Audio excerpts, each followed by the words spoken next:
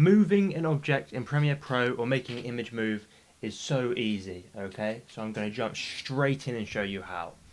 I have this orange and I want it to move. So what am I going to do? I'm going to press on the orange, head up into Effect Controls, okay? And I want to look at this position here, okay? The first figure, the one on the left, is going to move it up and down. I'm wrong, that's left to right, sorry. The first one is going to move it from left to right. The one on the right, the second one, is going to move it up and down. I'm happy where this is. So I'm going to press that little stopwatch next to position. It's going to add the first keyframe, okay? It's a start point.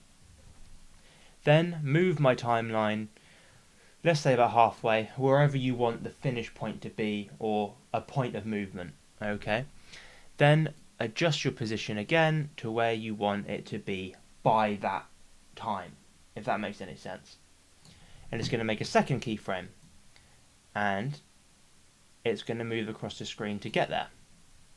Then, if you wanted to add another one, give it a bit of time if you don't want it to move, okay?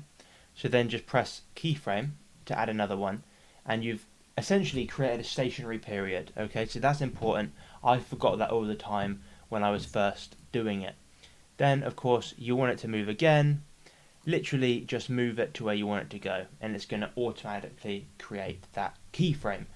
It's that easy, okay? So let's watch that video back. It moves to this second keyframe, pauses, third keyframe starts, fourth one ends, okay? Thank you very much for watching. Have a great rest of your day.